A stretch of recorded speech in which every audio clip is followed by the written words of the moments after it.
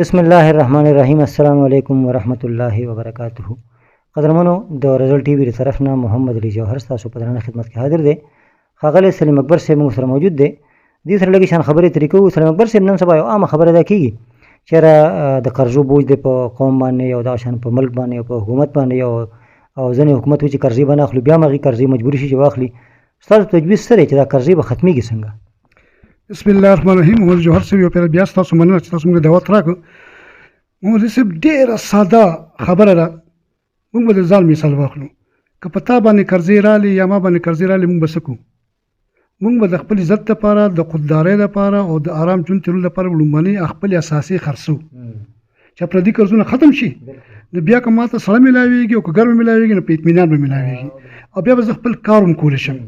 زما تجویز خو دا دی د ټول د کوم طرف ته چې په دې باندې کوم مطلب دی ووري که سلای پې راځي او حکمران طبقه چې موږ یو مکروز قوم یو، موږ یو غریب قوم یو. 100 کروڑ نه زیات خلک د غربت د لکیر نه ښکته وخت تېروي چې یو وخت روټۍ نه مومي. نو زه خو یم چې که هغه چیف سیکرټري لیول باندې دی، که 17 ګریډ نه والي چیف سیکرټري لیول پورې، که هغه سیول بیروکراسي دی او که ملټري بیروکراسي ده، ټیک شي.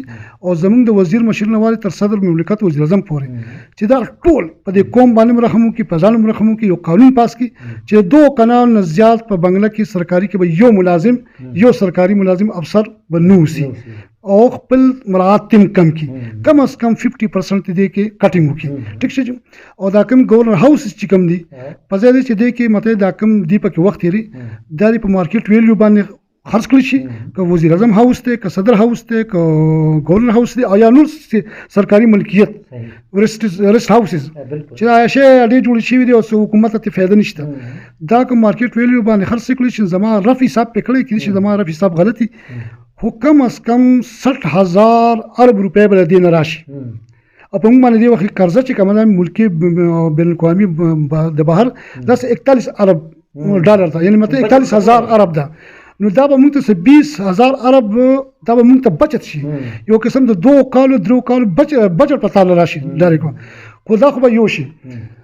باقي ستا په قوم کې به څه شي؟ ستا په قوم کې به یو ډېر جذبه پیدا شي، د وحدت جذبه پیدا شي، د محنت جذبه پیدا شي، د ایثار د قربانۍ جذبه پیدا شي. هغې به ویني چې زموږ آرمي چیف په 2 کناله بنګله کې اوسي، زموږ چیف سیکرټري په 2 کناله کې اوسي، زموږ صدر مملکت په 2 کناله کې کور کې اوسي. نو په دې سره په قوم کې به یو جذبه پیدا، یو قوم به جوړ شو. او که داسې نه چې بر عیاشۍ کېږي او خرچې کېږي او قرضې لوړ سیوا کېږي، نن موږ 2.5 لک روپۍ قرضداري پر پاکستاني دې چیزي مجبوري به دا کومه مته 3 لک 5 لک ته رسیدلی، بیا به بل لازم چې خزانه خالی او زه مزید قرضې اخلم، اخر دا به کم ځای ته ځي. ته خوددارۍ خبردار چې موږ د خپل قرضې ختمو. څنګه به ختمو؟